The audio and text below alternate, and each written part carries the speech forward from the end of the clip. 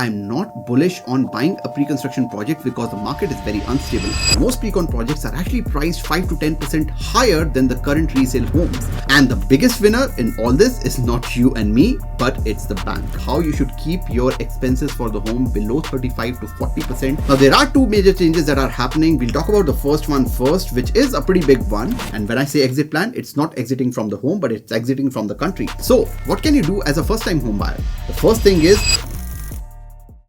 Government of Canada just announced changes to the mortgage rules, and that will impact first-time home buyers. Are these changes helpful or they are just another gimmick? We'll talk all about that in today's video. So let's get started.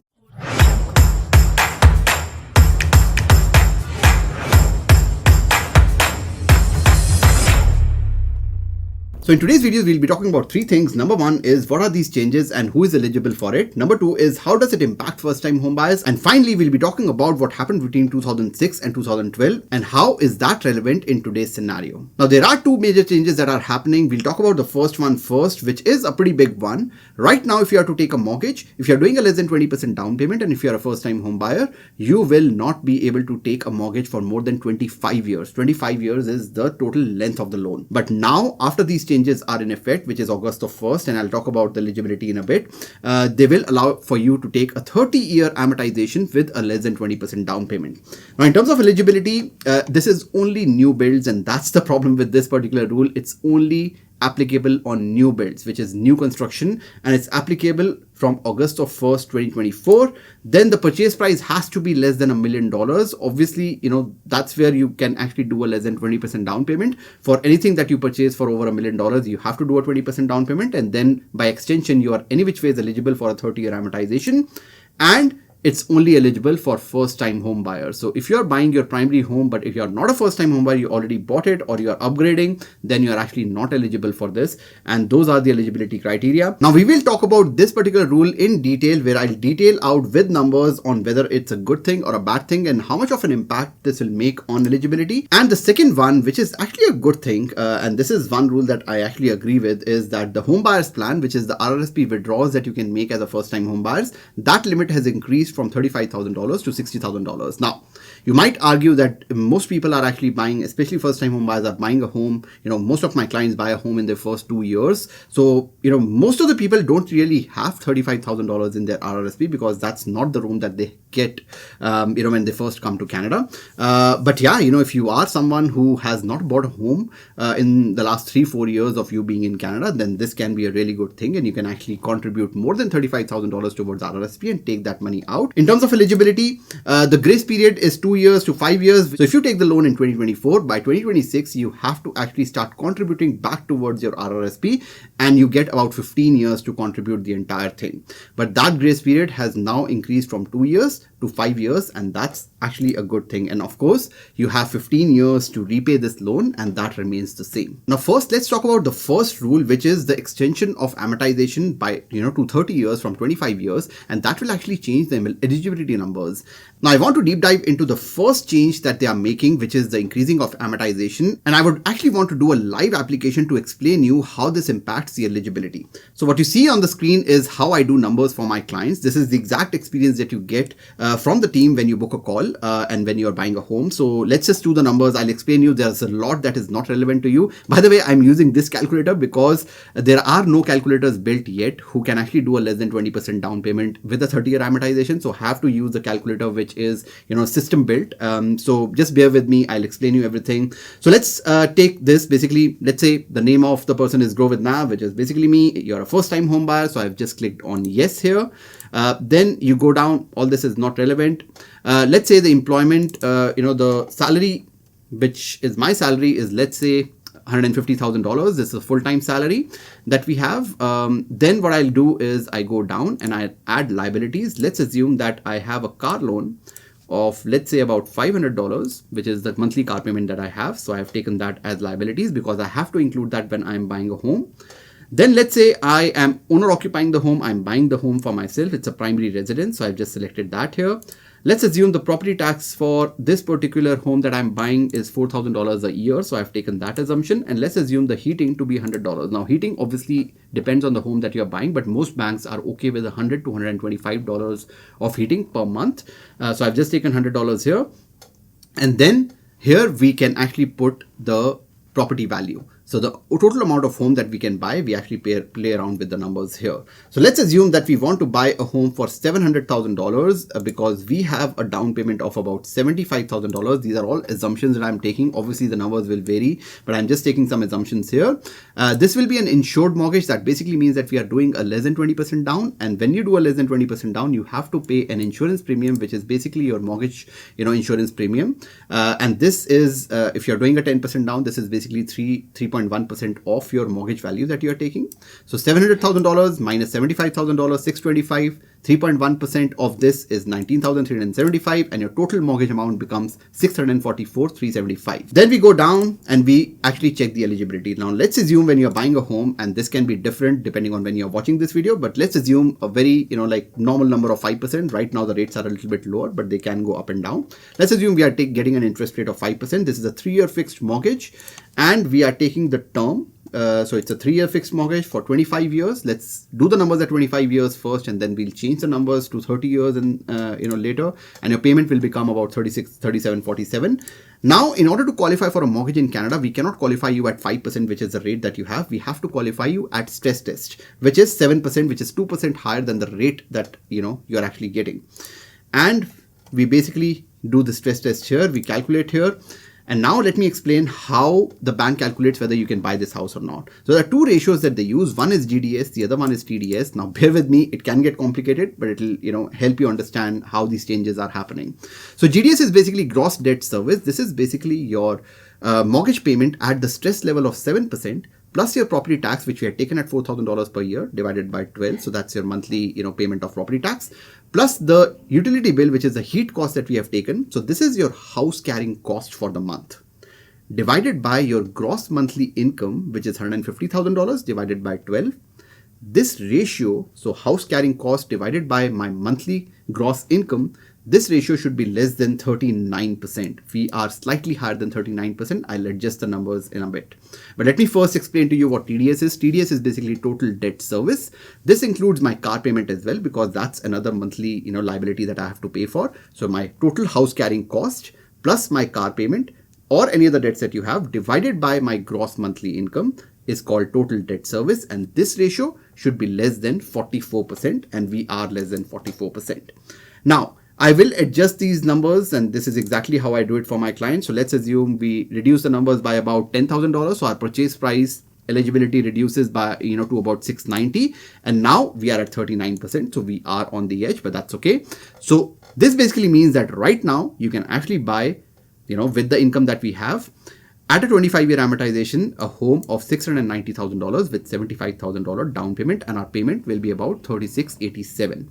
Now, with these changes and assuming that you are buying a new build, let's change these numbers a bit. What's changing is that we can actually now buy the same thing at 30-year amortization, and we can also change the amortization here at the qualifying rate, which is the stress test, to 30 years. And what that would do is it would reduce my monthly payment to $3383, and therefore by extension, my GDS and TDS is way below 39 now.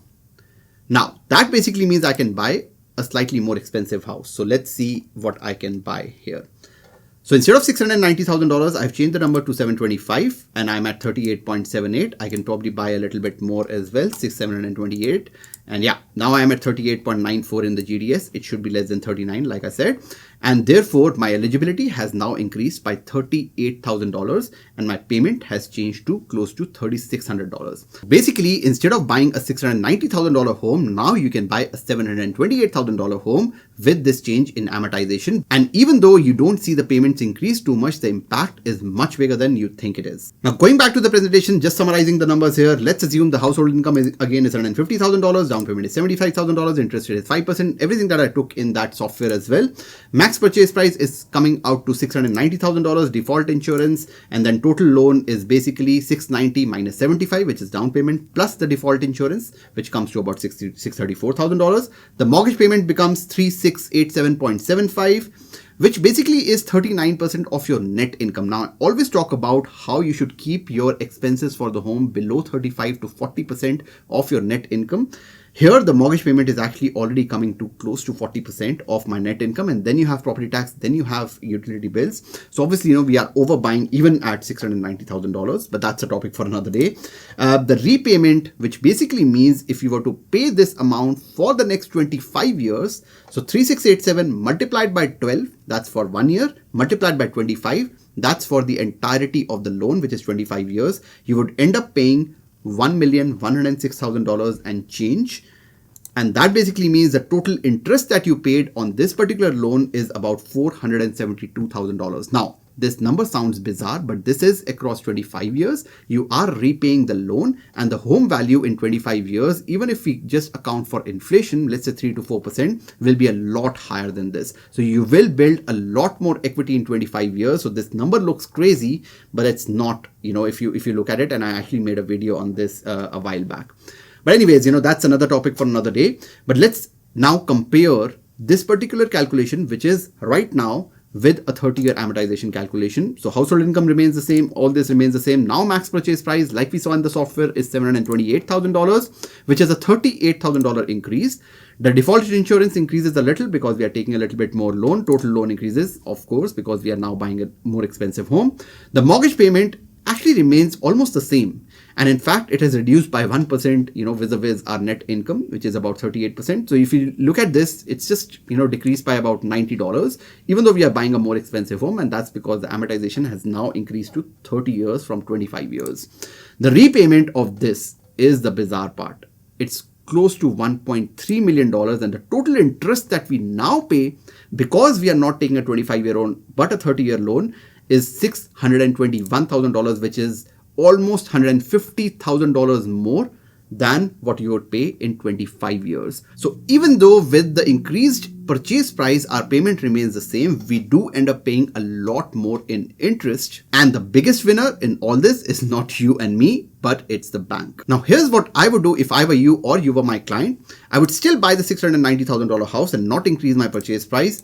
Therefore, my total loan amount remains the same. I would take the lower payment at a 30-year amortization. However, I would make one extra payment every single year. So I'll make an extra payment of $33.83 every single year. And what that would do is my repayment would still remain almost the same as what I had in my 25-year amortization. I did have the option of having reduced payments right now when the interest rates are high, but I can always increase those payments every single year when my income increases or the interest rates go down, and my total interest is not very different from what I would pay if I was taking a 25-year amortization. So yes, I would take the 30-year amortization if that's available to me, but I'll also make one extra payment every single year to reduce my amortization back to 25 years and therefore not pay additional interest for taking the 30-year amortization. Now you saw the title here. This is really bullshit. Why? Because we will end up paying a lot more in interest. And the biggest thing is that this is only applicable to pre-con projects that are delivering in the next few years.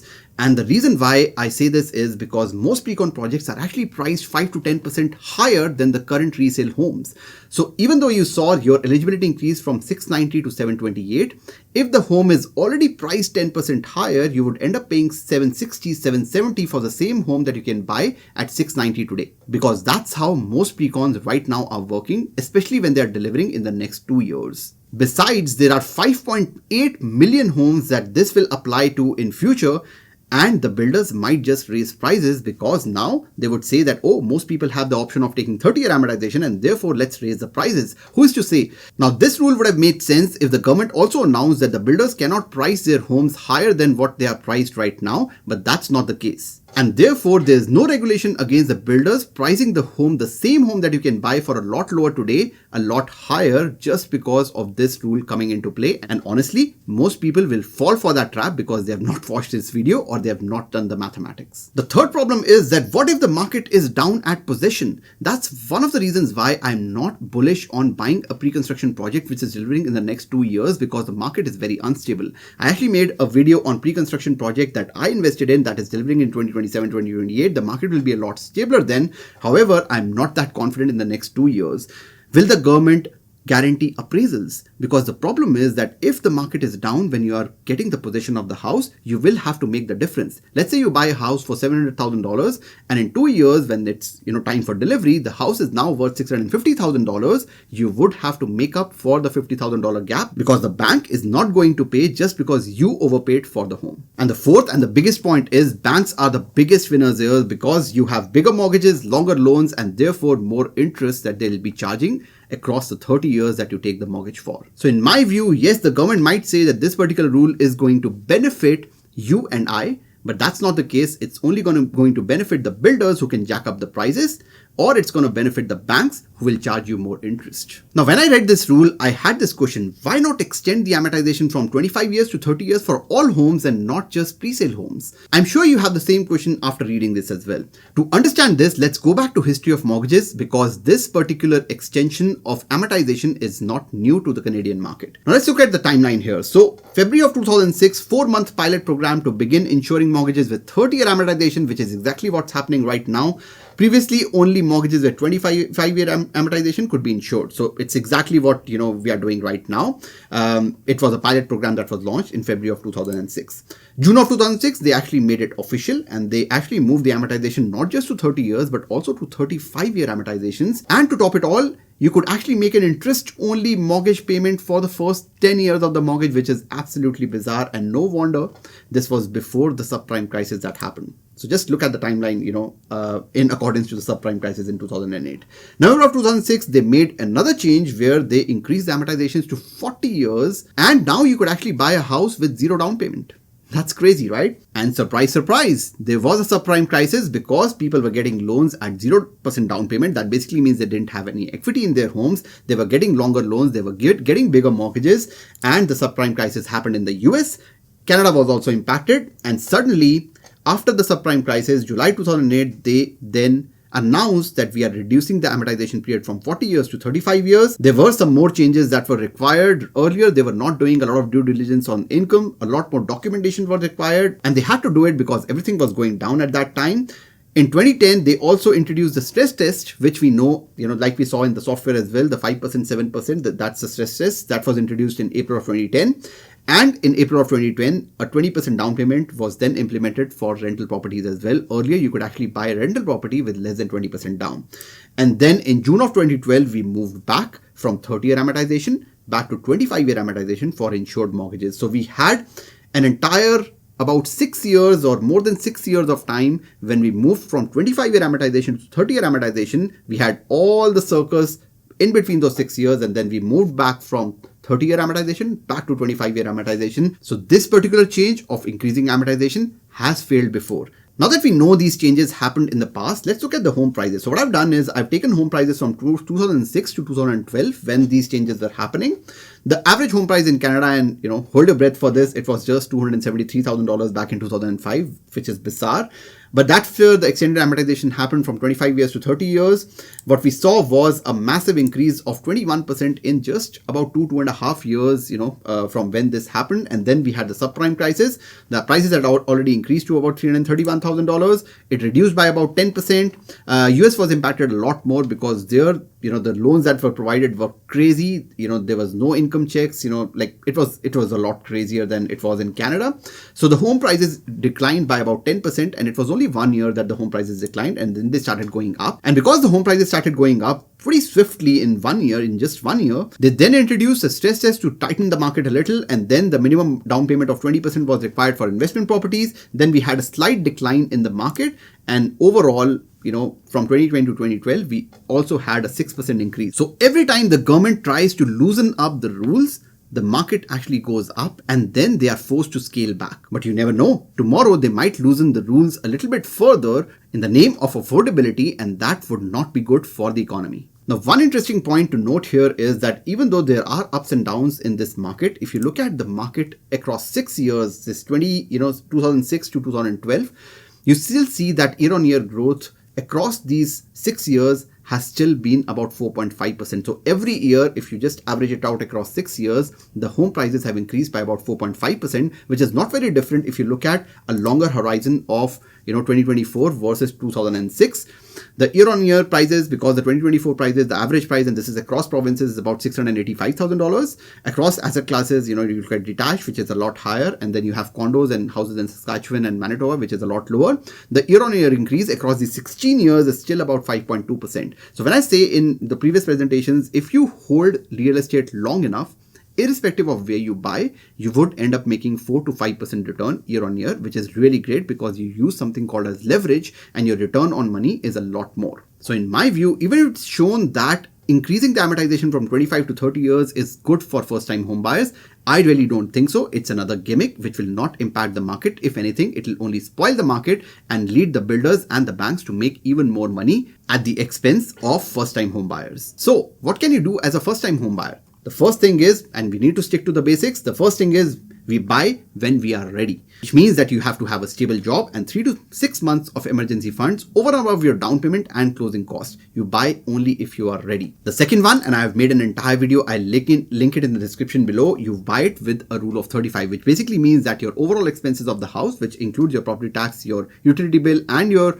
mortgage payment, that should be less than 35% or at the maximum 40% if you have the emergency fund of your net household income after taxes. If you are buying anything more, then you need to make sure that in the next 1 year of buying, you have to get that level to about 35 to 40% by increasing your income. Which brings me to the third point. It's a ruthless world out there. Canada is getting expensive. The entire world is getting expensive. Inflation is not coming down. We need to work on our income. We need to have a side hustle. We need to have a contract job. We need to have a second job. We need to ask for a salary hike, because without that, it's very difficult to own a home, and worse, it's really difficult to sustain a home after you have bought it. So make sure that you're working on your income and trying to reduce the mortgage obligations that you have every single month. As a percentage of your income, it should be as low as possible. Now, you might say that this is unfair, and despite making so much money in your primary job, you are not able to sustain your lifestyle, and that's something that you cannot help. We cannot control that, and therefore, even though it's not fair that even though you're making good money, just to buy a house, you have to take a second job, but that just is the reality, and that's as much true for me as it is for you. And the fourth, and honestly, something that everyone should consider, including me, is that you should have an exit plan. And when I say exit plan, it's not exiting from the home, but it's exiting from the country. What I mean by that is you buy a primary home today, you build equity, you get your citizenship, you sell the home, and you take the entire capital gains, because there will be appreciation if you hold it for 5, 10, 20 years. You take all that equity away, tax-free, back to India. Now, I'm not saying that this is an exit plan for everyone, but if you are someone who wants to retire in India, make sure you buy your primary home at the least, you invest in TFSA accounts and all these registered accounts so that you are able to exit with all that appreciation tax-free, and you go to India and retire really, really well, because all this appreciation and the money that you get from selling your primary home will actually last a lot longer versus retiring in a country like Canada or US. Now, I have made an entire video on this particular topic as well. I'll link it in the description, and make sure that you have subscribed to the channel if you have not done that. That's all I have for today. मिलते हैं अगली video में, तब तक के लिए bye bye.